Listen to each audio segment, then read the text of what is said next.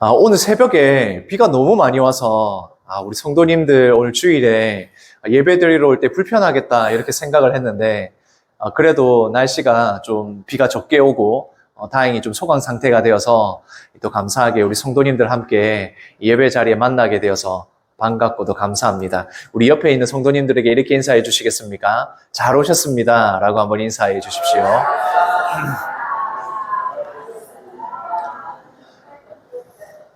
예, 비 사이를 뚫고 오신 성도님들 너무 반갑고 또한 감사합니다. 오늘 제가 설교의 제목을 믿음의 신비라고 지었습니다. 믿는다는 것이 참 신비로울 수밖에 없고 이 단어 외에는 설명할 수 있는 방법이 별로 없겠다는 생각이 들었습니다. 이 신비라는 단어의 사전적 의미를 보면 이런 것입니다. 같이 한번 읽어보겠습니다. 일이나 현상 따위가 사람의 힘이나 지혜 또는 보통의 이론이나 상식으로는 도저히 이해할 수 없을 일이나 비밀. 우리가 믿는다는 것이 정말 신비롭구나라는 생각을 하게 됩니다. 예수님을 내가 믿게 되고 예수님을 나의 구주로 믿게 되는 이 일은 사실 우리의 생각이나 지식이나 논리적으로 설명되지 않는 부분들이 너무나도 많이 있습니다. 오늘 말씀에서 보면 예수님을 만난 사람들의 다양한 반응을 보게 됩니다. 그래서 더욱더 믿는다는 것이 정말 쉽지 않은 일이구나. 예수 그리스도를 믿는다는 것이 과거에나 아니면 지금도 너무나도 놀라운 일이고 이것은 하나님의 은혜가 아니면 안 되는 신비로운 일이구나라는 걸 알 수 있습니다. 오늘 말씀을 통해서 예수님을 만나는 많은 사람들이 예수님에게 대한 다양한 반응을 보면서 내가 가지게 된 이 믿음, 내가 예수 믿게 된 그 은혜를 한번 생각해 보시는 성도님들 되셨으면 좋겠습니다. 나무를 보면 나무가 무성하게 자라있는 이 나무가 겉에 보이는 모습과 아래에 땅에 있는 모습이 완전 다른 걸 알 수 있습니다. 그 뿌리가 깊이 들어가 있을수록 그 나무는 오랫동안 무성한 나무가 될 수 있습니다. 예수님께서 사람들에게 말씀하십니다. 예수님을 보고 귀신 들렸다. 예수님을 잡아 죽이려고 하는 그 사람들을 향해서 이렇게 말씀을 하셨습니다. 같이 읽겠습니다. 외모로 판단하지 말고 공의롭게 판단하라. 하나님의 말씀을 잘 안다고 생각했던 그때의 지도자들 그리고 바리새인들은 그들을 과시하는 목적으로 하나님의 말씀인 율법을 지키고 있습니다. 그것을 어떻게 알 수 있느냐? 그들이 예수님을 향하여 하는 말과 그들이 하는 태도를 보면 알 수가 있습니다. 38년 된 환자가 실로암 못에서 그렇게 끙끙거리고 아파하고 있을 때 그 사람을 예수님이 안식일에 고쳐주셨다는 그 이유로 예수님을 안식일을 어겼다, 안식일을 어긴 예수님을 죽이려고 하는 그 모습을 보게 됩니다.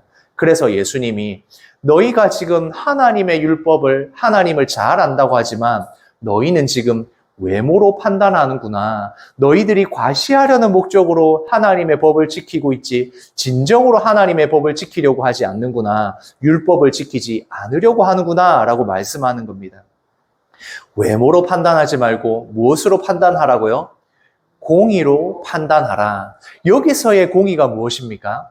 하나님의 말씀, 하나님의 기준이 되는 것입니다. 하나님의 말씀이 기준이 되어야 되는데 그러면 이들이 하나님의 법을 잘 지키고 있다고 생각하는 것은 잘못되었다라고 말씀을 하시는 겁니다. 하나님의 공의, 하나님의 법에서의 핵심이 무엇입니까?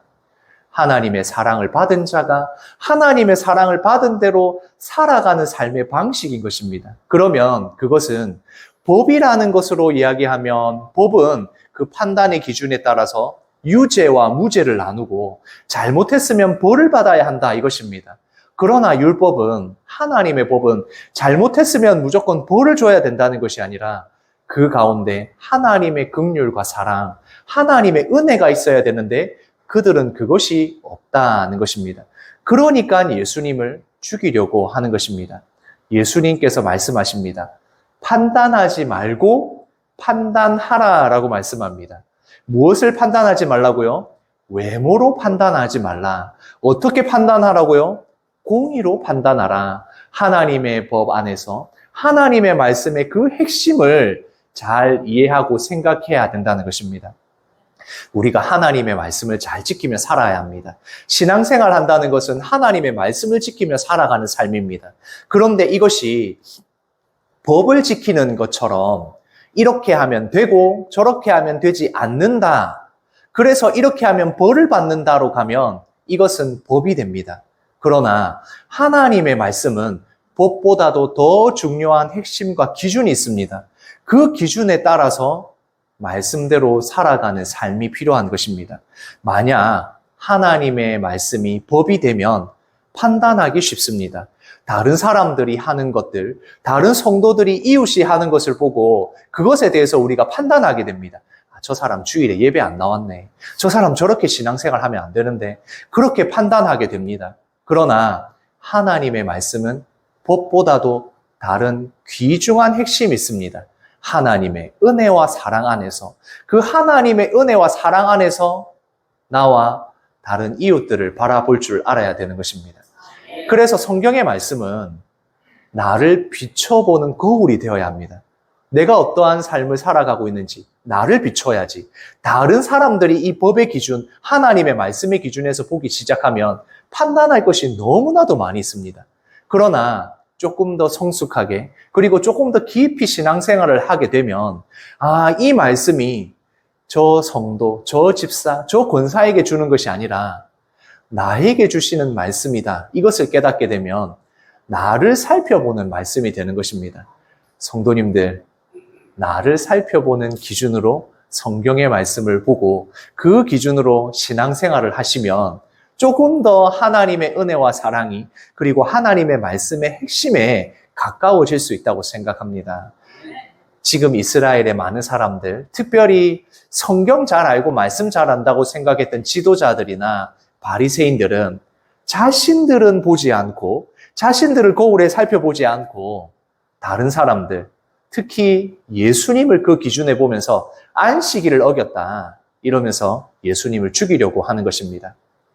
그렇게 예수님께서 말씀을 하시고 외모로 판단하지 말라, 공의로 하나님의 말씀으로 판단하라라고 했을 때 그때 수많은 사람들이 예수님을 보면서 수군거리며 이야기합니다. 저기 저 예수님, 저분은 그 지도자들이 바리새인들이 죽이려고 하던 그 사람인데 아니 죽지도 않고 돌아다니고 있네.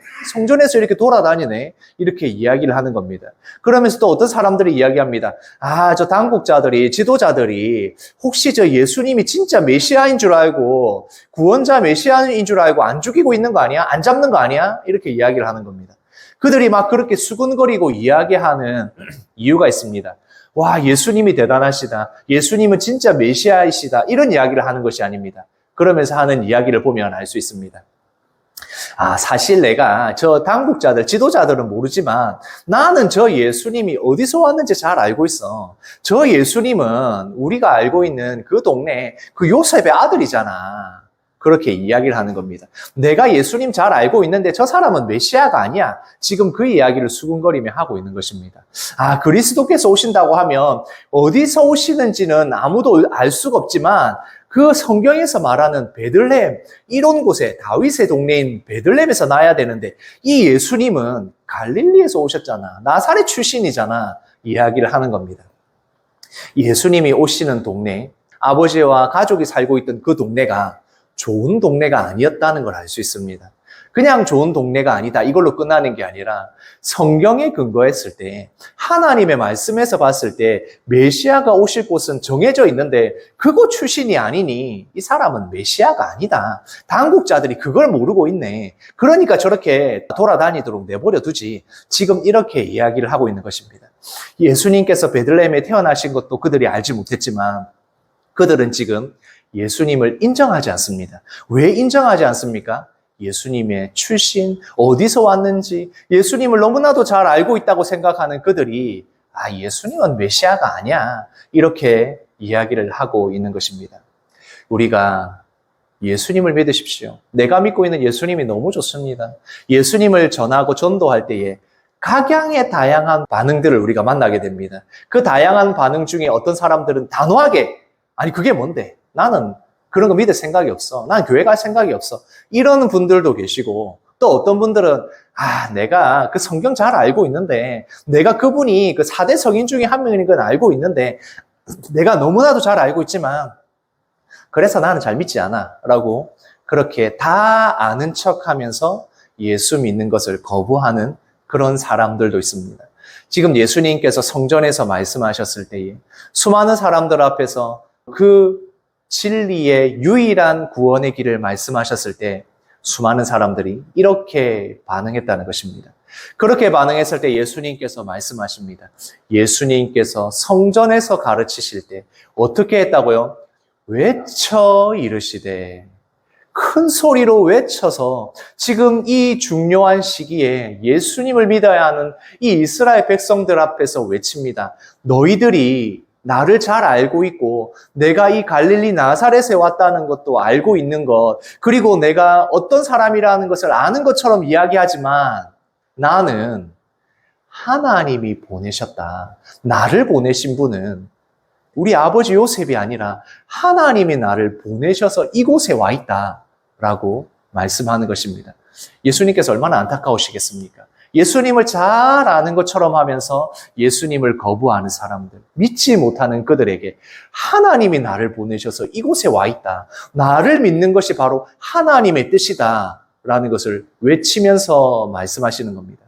그렇게 외쳐서 부르짖을 때에 그들의 반응은 냉담하게 돌아옵니다. 같이 읽겠습니다.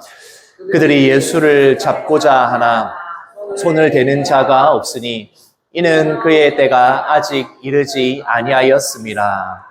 예수님이 그렇게 외쳐 이르셨습니다. 하나님께서 나를 보내었고 나를 믿는 것이 바로 나를 보내신 하나님의 뜻대로 너희가 믿음을 가지는 길이다라고 말씀을 해주시지만 수많은 사람들, 특별히 하나님을 잘 믿는다고 하는 그들이 예수님을 잡으려고 했다는 것입니다.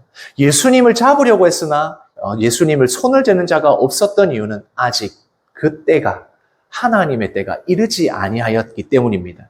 이제 나중에는 예수님이 잡히시고 십자가에서 우리를 위하여, 우리 죄를 위하여 십자가에서 보혈 흘려주시는 그 때가 아직 이르지 아니하여서 손을 대는 자가 없었다는 말씀입니다.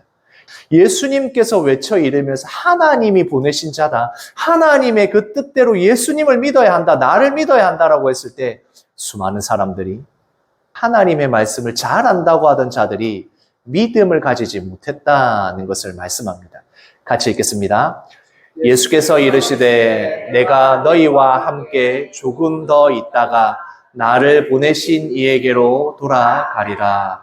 내가 지금 여기 있지만 이제 조금 더 있으면 나는 너희와 함께 하지 않는다. 지금 이때가 지나가면, 이 시기가 지나가면 나를 만나고 싶어도 만나지 못하게 된다라고 이스라엘 백성들에게 안타까워하면서 말씀하십니다. 지금 이때가 아니면, 지금 이 순간이 아니면 나는 만날 수 없다. 예수님께서 십자가에서 부활 승천하신 그 후에 예수님을 만날 수 없게 될 것이다 라고 말씀합니다. 그런데 그 이야기를 듣는 이 이스라엘 백성들이 어떻게 생각하겠습니까? 그들은 여전히 예수님에게 냉소적으로 대하게 됩니다. 지난주에도 말씀을 드렸습니다. 모든 것은 때가 있습니다. 하나님이 정하신 때, 하나님의 방법으로 역사하시는 그 때가 있습니다. 지금은 우리에게 어떤 때입니까? 지금은 예배를 드려야 할 때입니다.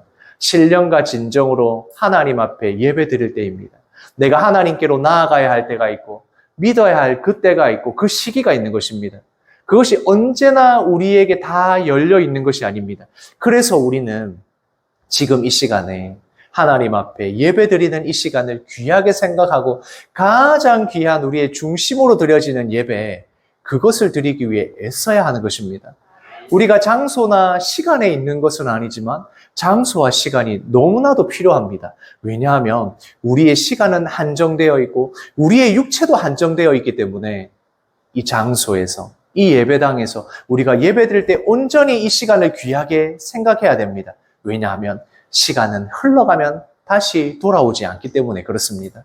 이 이스라엘 백성들에게 예수님이 안타까워하시면서 말씀하십니다. 내가 떠나기 전에 나를 볼 수 없을 때가 이를 텐데 예수 그리스도를 믿으라고 지금 외쳐 이르고 계시는 겁니다. 그때 냉소적인 이 이스라엘 백성들 이렇게 이야기합니다. 아니, 예수님이 도대체 어디로 가시길래 우리가 만날 수 없다고 하는 것이지? 이 이스라엘을 떠나실 건가? 아, 그러면 저기 흩어져 있는 헬라인들에게 가서 헬라인들을 가르치려고 하나? 이렇게 이야기를 하는 겁니다. 여기에도 되게 비웃는 말이 들어 있습니다. 이 헬라라는 표현은 그 당시에 그리스고, 그리스 하면 철학이 아마 떠오르실 겁니다. 그때 당시에도 이 생각하고 고민하고 그런 여러 가지 공부하고 하는 철학들이 발달했던 헬라인들. 그래서 이 유대인들이 보기에 저 사람들은 쓸데없이 고민하고 생각하고 사고하고 있구나, 공부하고 있구나, 이 생각을 하고 있었거든요. 그러니까 저 예수님이 하는 말은 못 알아듣겠는데 저 예수님이 그러니까 흩어져 있는 이 이스라엘 백성들이 흩어져 있는 헬라로 가서 그 사람들 가르치려고 하나 보다 라고 이야기를 하고 있는 것입니다. 지금 가장 이 중요한 타이밍에 예수님이 전하는 복음을 들어야 하는 이 이스라엘 백성들이 예수님 그럼 헬라인들한테 가르치려고 하나 보다, 저 똑똑한 사람들한테 가서 가르치려고 하나 보다, 이렇게 이야기를 하고 있는 것입니다. 성경에서는 그때가 초막절의 그 중간에 예수님께서 가셔서 그 복음을 전하고 계십니다. 그때의 명절 끝날 곧 큰 날에라고 말씀합니다. 이것은 초막절이 이제 다 끝나가는 그 마지막에 큰 날, 이 날을 큰 구원의 날이다라고 부른다고 말씀드렸지 않습니까? 이 큰 구원의 날에 어떤 풍습이 있었냐 하면 여기에서 그 실로암에서 물을 떠다가 그 물을 제단에 뿌리면서 이 큰 구원의 하나님의 은혜를 기억하고 기념하는 그 행사가 있었습니다. 그러니까 예수님께서 38년 된 병자가 실로암에서 있을 때에 그 병자를 고쳐주시고 그리고 이 모든 일들이 다 연결이 되는 것입니다. 예수님이 바로 명절 큰 날, 곧 큰 구원의 날의 주인이다라는 걸 보여주는 것입니다. 이스라엘 백성들이 광야로 나아가서 출애굽하고 구원받은 그 일들이 바로 하나님께서 구원의 은혜를 베풀어 주셨던 것처럼 예수님이 바로 이 큰 구원의 은혜를 베풀어 주시는 분이다. 그것을 38년 된 병자를 고치시면서 보여주셨고 또한 이 날이 어떤 날인 것을 분명하게 말씀하시는 겁니다. 명절 끝날 곧 그 큰 날에 누구든지 목마르거든 내게로 와서 마셔라. 이 말씀을 하시는 겁니다. 영원한 생수, 구원이 바로 예수님에게서 시작이 된다. 바로 이 명절 큰 날에 행하는 그 행사와 그 풍습을 기억하는 사람들이면 예수님이 어떤 분이신지를 깨달아야 한다는 것입니다. 예수님께서 서서 외쳐 이르십니다. 큰 소리로 이 안타까움을 하면서 백성들에게 외치십니다. 같이 읽겠습니다. 나를 믿는 자는 성경의 이름과 같이 그 배에서 생수의 강이 흘러나오리라. 예수 그리스도를 믿는 그 자는, 하나님이 보내신 예수님을 믿는 자는 성경에서 말한 것처럼 에스겔서에서 말씀하셨었던 성전에서부터 생수의 강이 흘러나오리라고 했던 그 말씀이 바로 이루어질 것이다. 내 안에서 생수의 강이 흘러나오리라 라고 말씀하는 겁니다. 제가 이것을 어떻게 표현을 할까 고민을 하다가 이 생각이 났습니다. 화재가 났습니다. 불이 났습니다. 불이 나서 사람들이 외칩니다.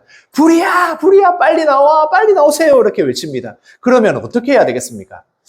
진짜 불이 났을까? 불이 났으면 연기가 나야 되는데, 불이 났으면 불빛이 보여야 되고, 이 불이 나는 게 알아야 되는데, 그러면 어디서부터 불이 붙었을지 고민을 해야 되는데, 라고 하든지, 저거 거짓말이야. 불이 났을 리가 없어. 이렇게 하든지, 아니면 내가 그 불 어떻게 나는지 잘 아는데 그 불이 났을 때는 이렇게 해야 된다고 합니다. 아는 척을 한다든지. 어떻게 해야 되겠습니까? 빨리 뛰어나와야죠. 내가 가지고 있는 것들 막 귀한 거 챙기려고 하지 말고 가장 중요한 것만 딱 챙겨가지고 벗은 몸이라도 빨리 뛰어나와야 죽지 않고 살 수가 있는 것입니다. 예수님께서 서서 외쳐 이르고 계십니다. 나를 믿는 자는 성경에서 이름과 같이 내 배에서 생수의 강이 흘러날 것이다. 이렇게 외치면 그것은 내가 예수님 어디서 태어났는지 아는데 예수님 출신이 어딘지 아는데 이럴 것이 아니라 어떻게 해야 됩니까? 예수님을 믿는 것이 먼저인 것입니다.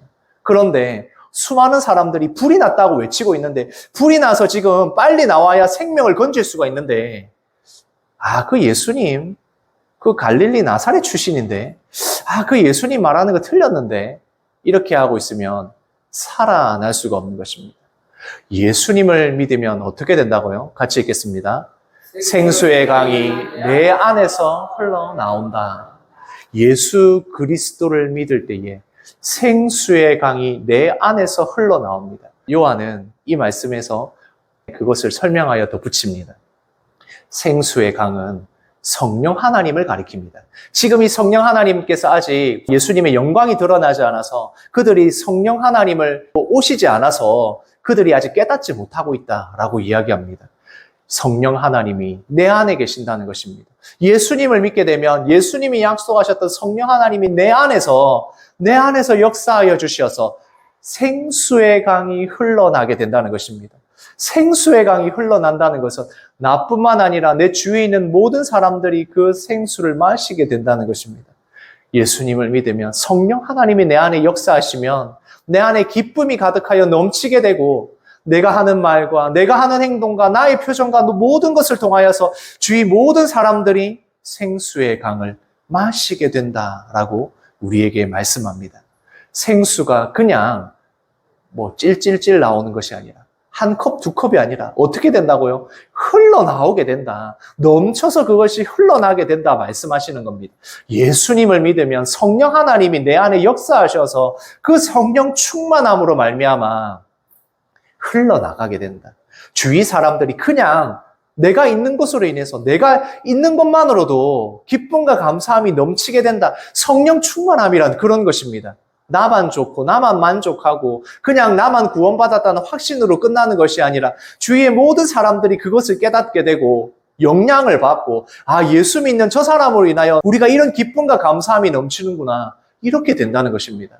생수의 강이 흘러나게 된다는 것입니다.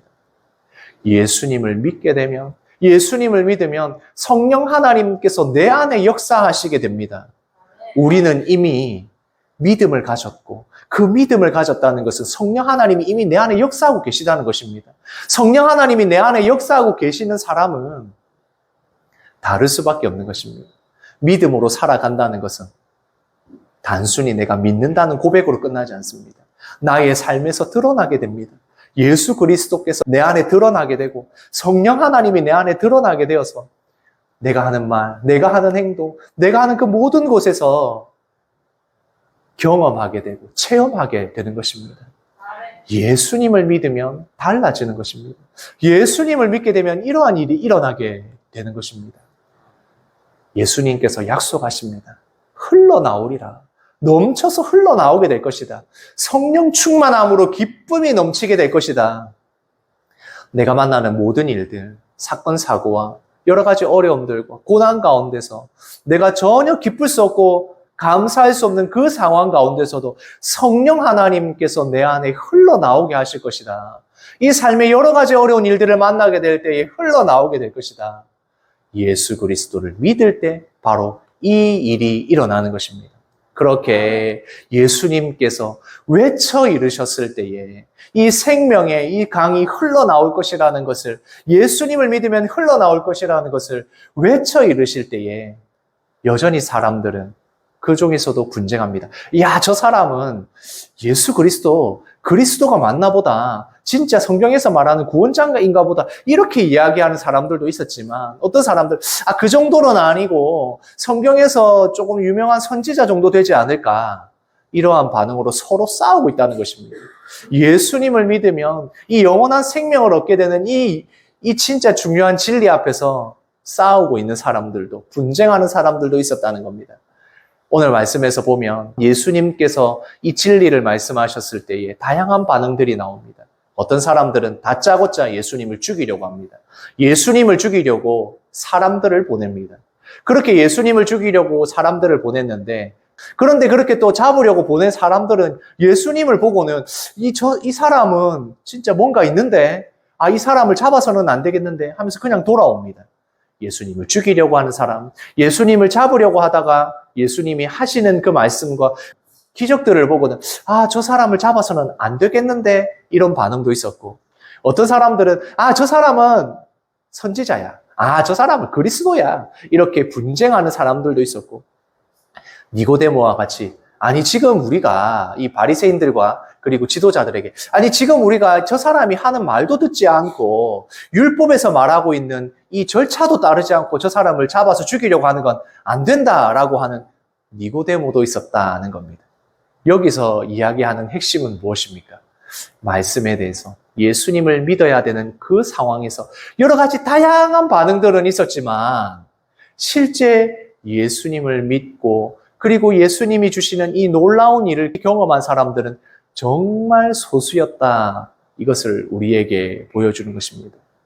예수님을 믿으면 성령 하나님이 충만하게 채워주셔서 나의 머리와 나의 이성과 나의 생각으로는 깨닫지 못하는 하나님의 말씀을 깨닫게 하여 주십니다. 이것은 연결이 되는 것입니다. 믿음을 주시고 믿게 되면 성령 하나님이 깨닫게 하시고 그 성령 하나님이 깨닫게 해주신 그 말씀으로 말미암아 우리는 또 성령 충만함을 입어서 한 주간을 살아갈 수 있게 되는 것입니다. 예수님을 믿을 수 있는 이 타이밍과 기회에 수많은 사람들이 예수님에 대해서 잡으려고 하거나 아니면 죽이려고 하거나 이런 반응들은 있지만 예수님을 믿는 은혜는 참 소수의 사람들이 경험하게 됩니다. 오늘 이 시간 예배드리는 우리 성도님들, 성령 하나님께서 충만하게 채워주셔서 예수님을 믿는 은혜가 있는 것입니다. 예수님을 믿게 되면 성령 하나님이 우리에게 충만하게 채워주십니다. 그러면 그것이 채워지다 못해서 이제는 그것이 흘러나가게 되는 것입니다. 그것이 흘러나가게 되면 서로를 사랑하게 되고 서로를 존중하게 되고 하나님을 사랑하는 그 사랑으로 인하여 이웃을 사랑하게 되는 것입니다. 우리가 예수 믿는다는 것은 우리 혼자만 잘 되는 것이 아닙니다. 나만 복 받는 것이 아닙니다. 우리 교회 안에 있는 성도들만 복 받는 것이 아닙니다. 나를 통하여 세상이 복을 받고 나를 통하여 모든 사람들이 잘 되는, 기뻐지는, 감사함이 넘치는 이익을 보는 바로 흘러가게 하시는 그 일을 나를 기점으로 시작하게 하신다는 겁니다. 예수 그리스도를 믿는다는 건 참 신비로운 일입니다. 저는 지금도 생각하면 예수님을 믿게 된다는 건 참 놀라운 일이다라는 생각을 하게 됩니다. 어릴 때부터 믿었던, 지금 내가 목회를 하면서 믿고 있는 이 믿음이 참 신비롭다는 것을 믿을수록 깊이 알수록 묵상할수록 깨닫게 됩니다. 신비로운 일입니다. 예수 그리스도를 믿는다는 것은 놀라운 일입니다. 바로 그 은혜를 우리에게 주신 것입니다. 또한 우리가 예수 그리스도를 믿음으로 말미암아 그것이 흘러가게 하십니다. 같이 읽겠습니다. 믿음으로 흘러가게 하십니다. 이제 예수 그리스도를 믿는 나를 통하여 성령 하나님께서 흘러가게 하실 겁니다. 나의 말과 행동과 생각과 나의 모든 것을 통하여 내 주위에 있는 모든 사람이 복을 받게 하실 것입니다. 예수님을 믿음으로 성령 충만함으로 이 한 주간의 삶 가운데 믿음으로 흘러가시는 우리 성도님들 되시기를 소원합니다. 아멘.